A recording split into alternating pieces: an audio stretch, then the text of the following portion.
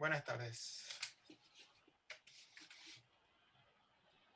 Y como dijo recién, ¿cómo era tu nombre? Greenbank. Esteban. Esteban, ahí está.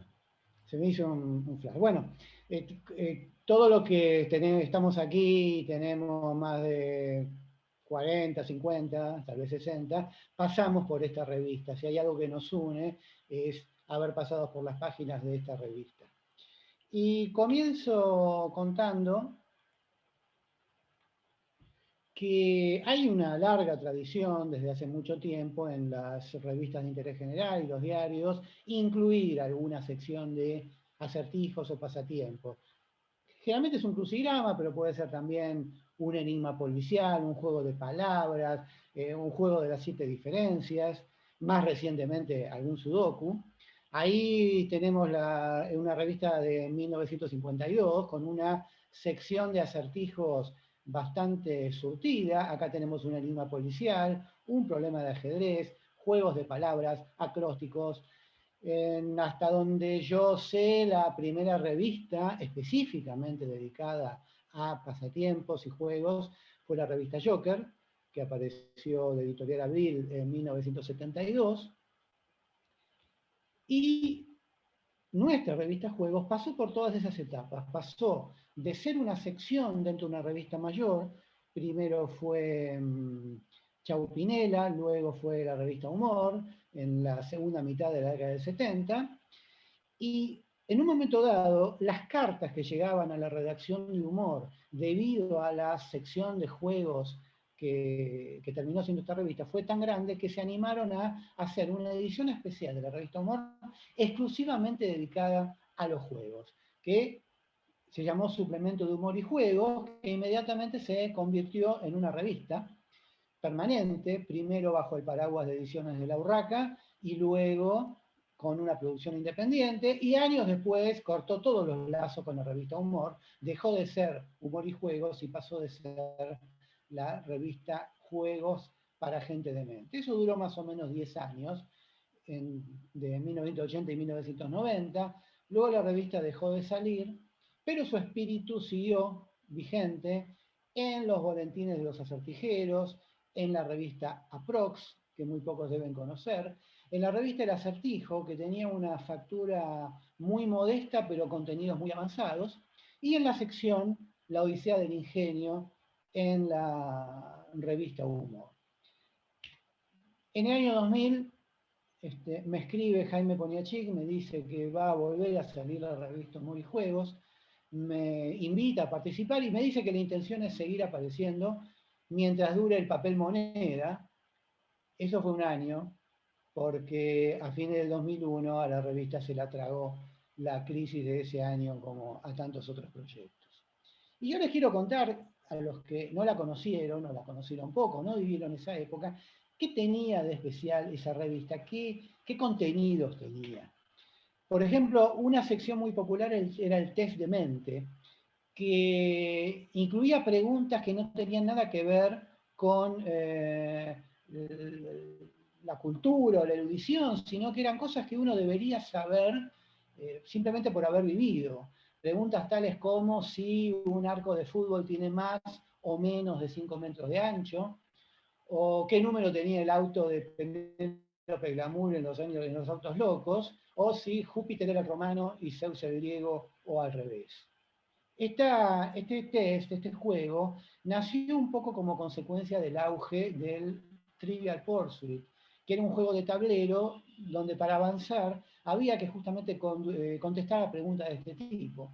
Y fue a su vez el germen de la carrera de mente, que también incluía este tipo de preguntas.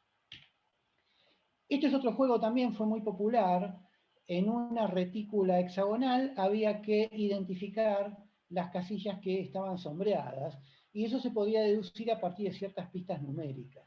Tenía mucho en común esto con el Buscaminas, era medio el mismo estilo, aunque en ese momento no lo sabíamos porque no sabíamos lo que era el Buscaminas.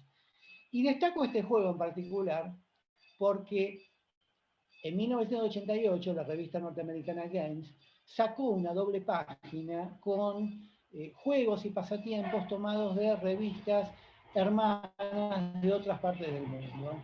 Y ahí, entre juegos de revistas de Gran Bretaña, de Polonia, de Francia, de Italia, de Japón, tenemos un representante local de la revista Juegos y es justamente el juego que les mostré antes. Además, aquí sobre la derecha, no se alcanza a leer, pero no importa, yo les cuento, el director de la revista Games, Will Shorts, sugiere organizar un campeonato mundial de juegos de ingenio. Un campeonato donde pudieran participar aficionados a los juegos de ingenio de todo el mundo. Y eso se hizo realidad muy poco después, en 1992, con una destacada participación del equipo argentino y en particular de nuestro conductor Rodolfo Kurchen. Siendo una revista que nació gracias al interés de los lectores, a la fidelidad de los lectores tenían una participación importante, por ejemplo a través de concursos. Estos fueron dos de los concursos más populares, que tuvieron más eco, más participación. En particular, el juego ese de la computadora, en el que había que resolver un problema de investigación operativa, tuvo casi 200 respuestas correctas y el ganador hubo que elegirlo mediante un sorteo en la Lotería Nacional. Cada respuesta correcta se le asignó un número al azar y con ese número el lector participaba en coincidencia con el sorteo de la lotería. Les cuento que la computadora del premio tenía 2K de memoria, repito, 2K de memoria, no tenía monitor, había que conectarlo a un televisor común, no tenía disco rígido, ningún tipo de unidad de almacenamiento, había que conectarlo a un grabador de cassette, y tenía un precio de $567 más IVA. Otro de los concursos populares fue el concurso permanente de textos breves, que era un taller literario a distancia. Hoy a distancia quiere decir online, pero en ese caso era por correo. Había que meter el cuento escrito en un papel, meterlo en un sobre e ir al buzón a depositar la carta. Tuvo distintos conductores, ahí la vemos a Gloria Pampilla, que tampoco está más, Gloria Pampillo, perdón. Ella comentaba los cuentos recibidos, sugería modificaciones, hacía alguna crítica y todos los meses seleccionaba uno o dos de esos cuentos como cuento premiado, que creo que no recibía ningún premio. El premio era aparecer ahí publicado. Y en la revista de abajo, el cuento premiado, llamado Continuará, fue enviado por un lector de Bahía Blanca llamado Guillermo Martínez, que años después ganó el premio Planeta y más recientemente el premio Nadal de novela. Yo le escribí para verificar que efectivamente se trataba de él y me lo confirmó y me dijo que fue la primera vez que un trabajo suyo aparecía publicado. Una sección esencial en esto de la participación de los lectores era la sección Los lectores al poder, que eran hasta 4 páginas con juegos enviados por los lectores. Juegos que no solamente se publicaban, sino que también se pagaban. Y acá empiezan a aparecer algunos nombres conocidos. A la izquierda nos enteramos de que Iván Esbarca propuso un juego que le valió una retribución de 4.000 pesos. Y a la derecha, otra conocida, Mariana Jodara, envía un juego que relaciona los boletos con el póker o la generala y cobró por eso 500 pesos. El valor relativo, la relación entre los 4.000 pesos de Iván y los 500 de Mariana no se relacionan con los méritos relativos de cada juego, sino con la inflación transcurrida entre la aparición de uno y otro juego. Tenía, por supuesto, su correo de lectores llamado Barajando las Cartas, nombre elegido por los lectores, y acá siguen apareciendo nombres conocidos. Pablo Coll escribe para refutar la solución a un acertijo relacionado con la probabilidad de pegar en el poste una pelota. Ahí aparezco yo en el medio, y también sobre la derecha el conocido matemático y divulgador Pablo Amster, que a lo mejor no se está viendo en este momento. Tenía otra sección de correo de lectores, menos ligado a la actualidad y más a lo social, el Club de Gente Demente, coordinado por Héctor García Blanco, y ahí siguen apareciendo los nombres ilustres. Nuestro conductor Esteban Greenbank propone la palabra restablecimiento, porque dice que es la palabra más larga en nuestro idioma, que si le quitamos la primera letra, sigue siendo una palabra. Y acá Perdón, también Claudio, vemos ¿puedo, curiosamente sobre... puedo puedo decirte Sí, decime. algo de eso? Porque es interesante. Después de esa volvió este acertijo a aparecer porque apareció otra palabra que era resquebrajamiento y esquebrajamiento, o no me acuerdo si fue previa, porque no conté la cantidad de letras, pero hubo una previa o después de esta que era resquebrajamiento, esquebrajamiento, que también había que sacarle la R inicial. Efectivamente, hubo un contrapunto que creo que tuvo 3 etapas. O sea, hubo Sí, 3 récords sucesivos exacto. sobre este problema. Así fue. Aquí Perdón la decía interrupción. sobre la derecha, nos escribe Gustavo Piñeiro, que pide que le escriban chicas y chicos de 16 a 18 años, básicamente menores de edad, que a los que les guste la lectura, el ajedrez y las cosas divertidas. Si está en línea, después nos puede contar si tuvo éxito con esta convocatoria. Y voy a terminar con mi historia personal en la revista Juegos.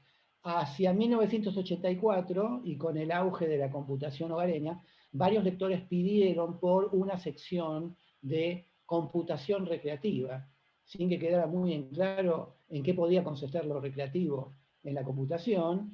Esa sección la escribió inicialmente Eduardo Abel Jiménez, pero luego la revista pidió a los lectores interesados que escribieran un artículo de muestra, y sobre la izquierda vemos la carta que recibí. Yo soy de las que guardan ese tipo de cosas.